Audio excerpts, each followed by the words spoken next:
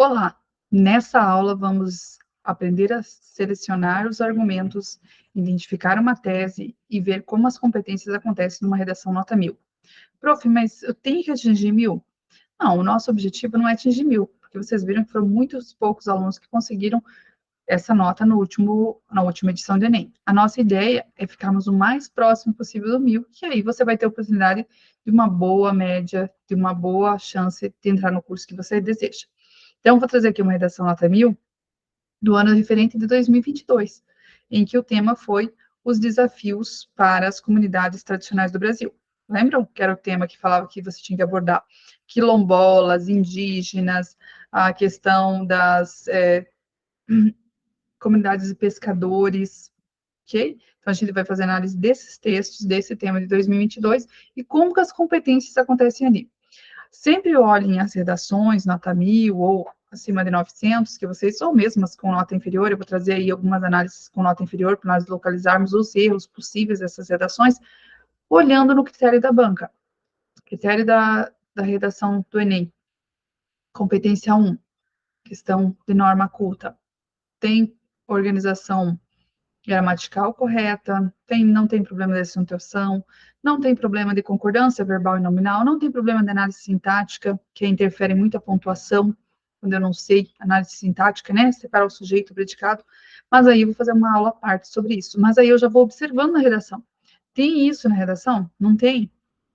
O que eu posso observar nessa redação que para me deixar apto a não fazer, não repetir esses erros na minha redação? Ou que foi feito, muito bem feito nessa redação nota 1000, que eu posso trazer para dentro do meu texto, para minha escrita, para melhorar minha escrita. É com essa intenção que a gente vai fazer essa análise. Competência 2. Como que se elabora esse tema dentro da lógica do texto? Tem uma ideia de projeto de texto nesse texto que eu vou analisar?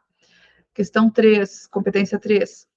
Consegue relacionar esse tema com outras áreas do conhecimento, e vocês vão ver na redação, à medida que eu for lendo com vocês, vocês vão conseguir retomar isso.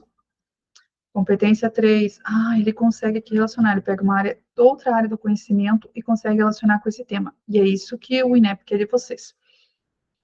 Competência 4, o uso de recursos coesivos. O aluno conseguiu colocar os recursos coesivos adequadamente nessa redação? Conseguiu usar a conjunção adequada, com o valor de sentido adequado, porque o problema está não em usar conjunção. Professora, mas eu sei todas as listas de conjunção. Mas aí eu coloco, às vezes, uma conjunção que dá a ideia de oposição, quando eu queria dar a ideia de adição. Coloco uma conjunção com ideia de contraposição de ideias, quando eu queria colocar um complemento de ideia. Tá? Então, cuidar esses elementos coesivos. E a questão da competência 5, que é como que eu vou elaborar isso? Como que eu vou resolver esse problema? Sempre alinhado com o meu desenvolvimento. Então, vamos ver como acontece isso? Só um momentinho compartilhar a tela aqui com vocês. Vamos lá, redação nota 1000.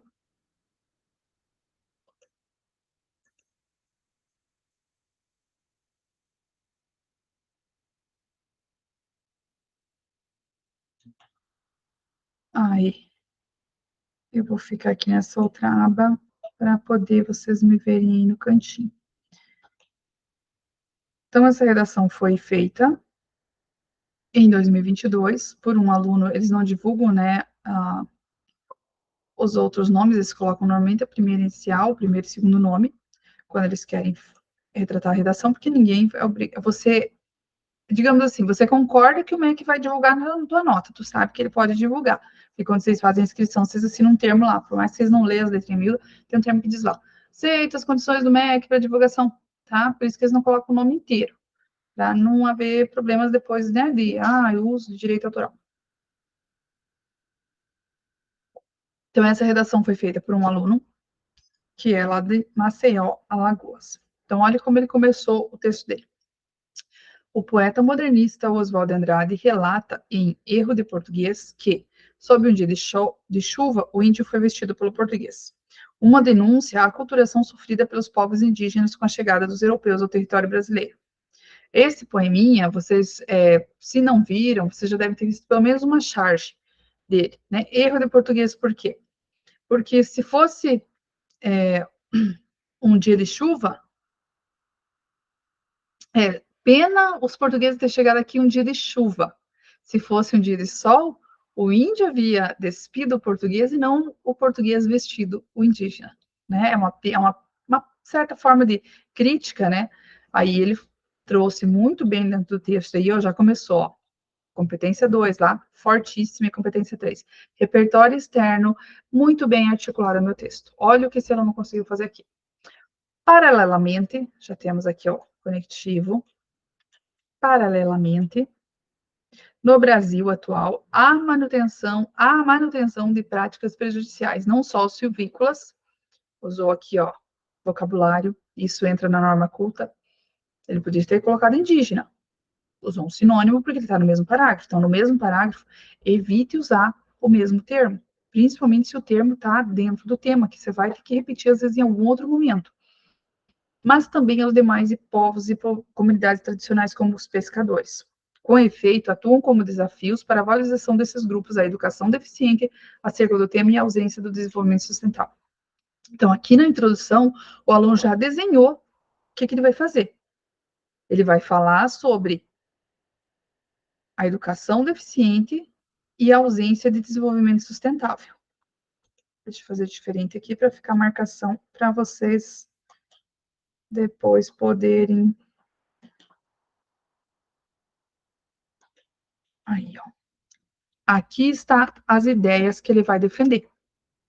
Ideias que ele vai mostrar para o corretor depois ao longo do texto, tá? Depois vocês, a hora que vocês abrem esse documento, vai lá ler os comentários, vale a pena. E toda vez que você pegar uma redação, tente olhar como se você fosse o corretor. Competência 1, competência 2, competência 3, competência 4, competência 5. Assim vai ficando mais habilidosa a tua facilidade de perceber os argumentos, os conectivos, como que ele relacionou. Ó, aqui ele trouxe uma parte da literatura. Isso aqui é literatura. Ai, mas a literatura nem cai, nem... Não, não precisa cair. Você que tem que usá-la a teu favor. Então, aqui ele usou um repertório externo de literatura. Ele fez isso daqui com base no conhecimento dele de literatura.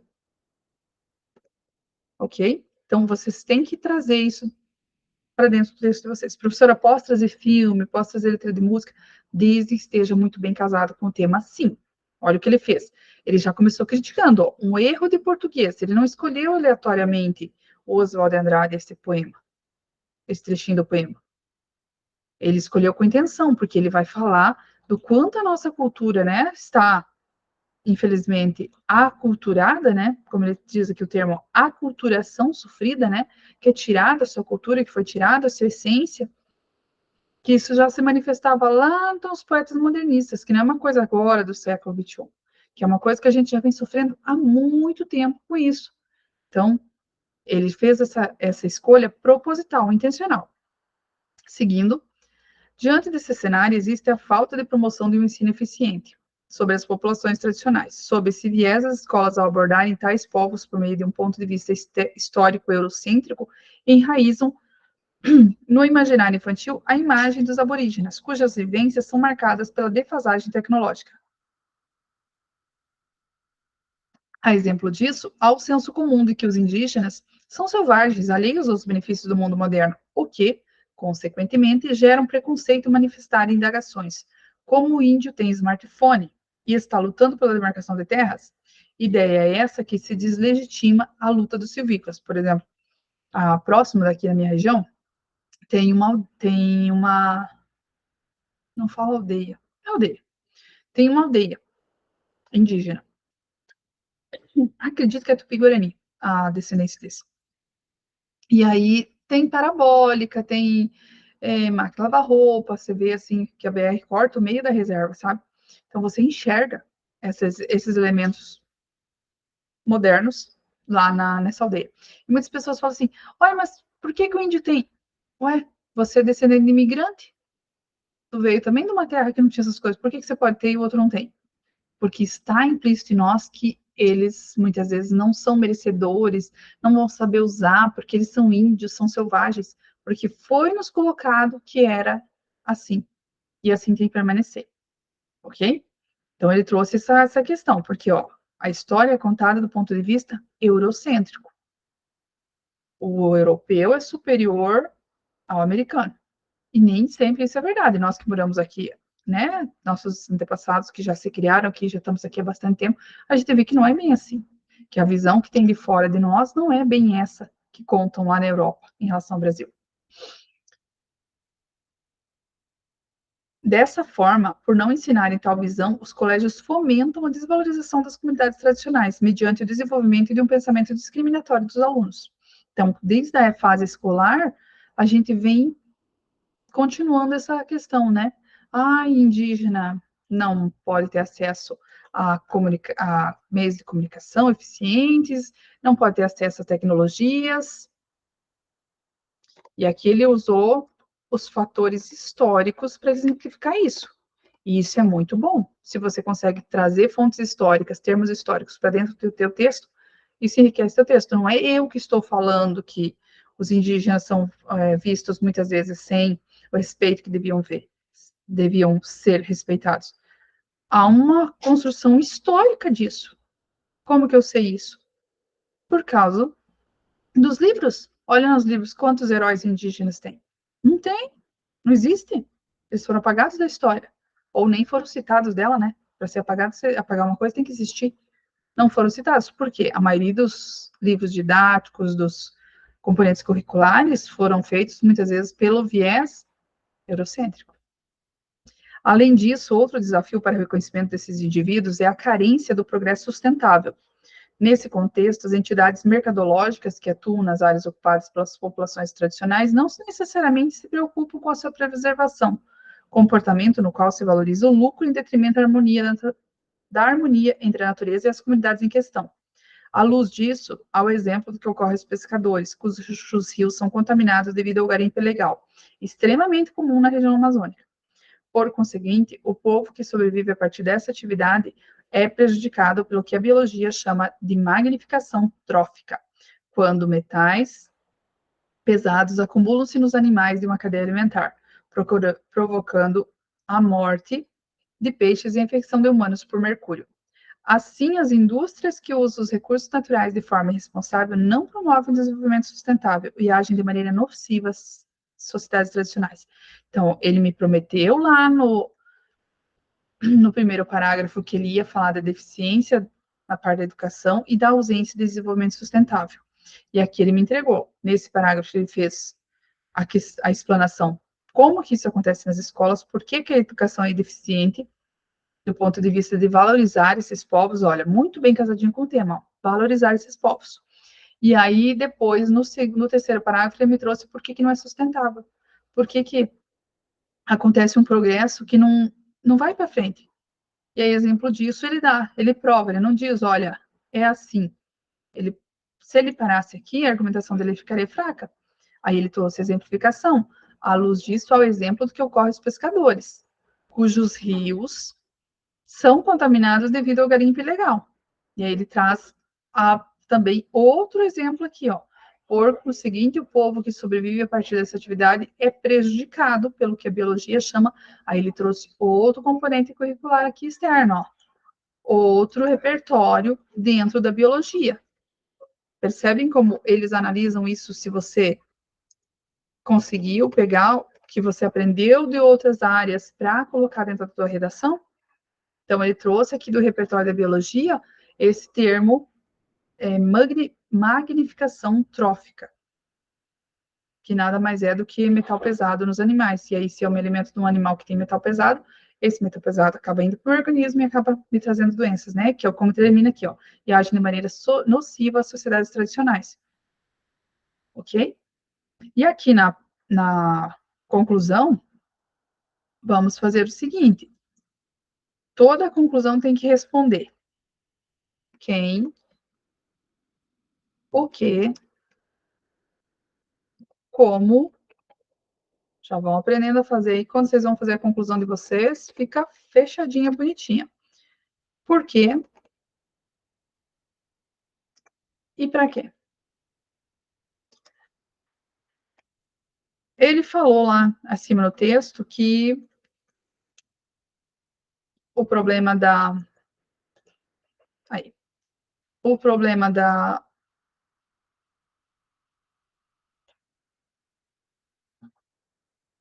falta de educação nas escolas. Como que eu posso resolver isso?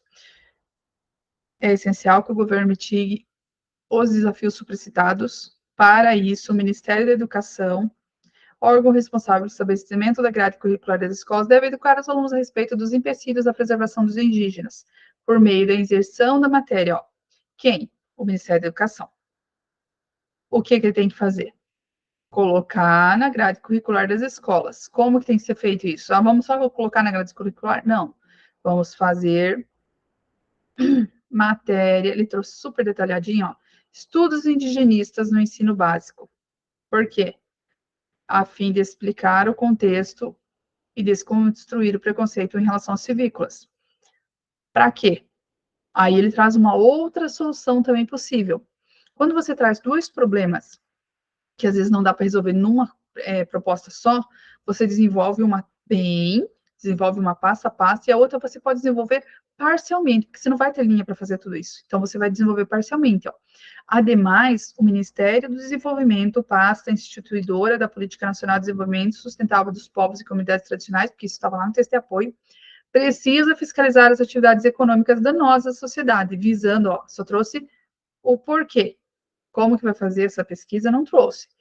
Visando, só trouxe o quê, não o como. Visando a valorização de tais pessoas mediante canais de denúncia. Terminou ali, tá? Então, percebam que ele trouxe esse desenrolar aqui. Só que, em vez de trazer solução para os dois problemas, ele trouxe um bem esmiuçadinho, o que eles chamam de detalhamento, e o outro ele trouxe parcialmente. Se não der linha, faça só o primeiro, tá? Faz só uma solução para um dos desenvolvimentos. Se você trouxe dois problemas que você não vai conseguir interligar a solução, ok? Mas uma tem que estar detalhada, uma tem que estar, ó, bonitinha. Aqui ele conseguiu fazer das duas, então por isso que ele atingiu a nota máxima nesse texto aqui. Porque ele não tem erro de grafia, claro que aqui foi digitado e tudo mais, mas o texto original também não tinha erro de grafia, não tinha erro de acentuação, não tinha erro de concordância, não tinha erro de pontuação, não tinha erro de sintaxe, então na competência 1 ele não zerou, não feriu nenhuma parte para perder ponto. A competência 2 e 3, ele conseguiu fazer, ó, relação com os fatos, com fontes históricas, relação com outras áreas do conhecimento, conseguiu trazer argumentação bem plausível, né? Citou aqui que até a teoria do indigenato, que depois eu fui pesquisar, depois que eu li essa redação, né? Quando eu comecei a fazer o estudo dela, e aí que eu descobri que tinha, porque eu não tinha conhecimento, mas provavelmente isso daqui é fruto de repertório. Esse aluno já viu isso em algum lugar. Aí trouxe de novo aqui outro repertório bem legitimado, porque o teu repertório tem que ser legitimado, pertinente e produtivo. Porque se eu só dissesse assim, na região da Amazônia o garimpo estraga os rios. Ponto. Tá, mas e o que isso tem a ver com o tema? Aí ele trouxe, ó, por conseguinte, o povo que sobrevive a partir dessa atividade é prejudicado. Aí, mais uma vez, ó, a importância de utilizar os meus conectivos adequadamente. Porque quando eu uso um conectivo que faz com que o meu repertório se encaixe exatamente do jeito que eu quero, vem de encontro ao que eu quero, aí, meu querido, aí na competência 4 a gente abala, tá? É obrigatório? É obrigatório, tá? É conectivo? É de praxe, eles exigem pelo menos 3 são obrigatórios. O que você conseguir colocar mais, só te ajuda a pontuar perfeitamente. Ó. Então, ele usa muito conectivo. Ó. Entretanto, a exemplo disso, ele não faz nem um período sem conectar com o anterior. Tá? Então, é isso que eu preciso que você faça quando você for escrever a sua redação. Ó. Dessa forma, entretanto, aqui, ó, paralelamente, com efeito, todo momento ele está colocando conectivo, todo momento ele está falando, gente, ó, essa ideia tem a ver com o anterior, que tem a ver com o anterior. Ó, além disso, nesse contexto, à luz disso, por conseguinte, assim, portanto, para isso, ademais, né, nas notas é meio difícil uma redação sem ademais, quer dizer a mesma coisa que mais isso. Então, percebam a quantia de conectivo que essa criatura usou. Não deixou um período sem ligar um período. O que é período? De um ponto até outro. Sem interligar com o conectivo. E isso conta muito para a competência 4. Então, é por isso que essa redação teve nota máxima, tá? Porque realmente o aluno conseguiu atingir todos os critérios que a competência do Enem pediu para ele. Todos os trechinhos que eles pediram, que eles exigem que vocês façam, lá ele conseguiu atingir, ok? Então, essa aula era sobre a análise da redação nota 1000. Se tiverem dúvidas, por favor, entre em contato, que eu estou aqui para atendê-los. E até a próxima.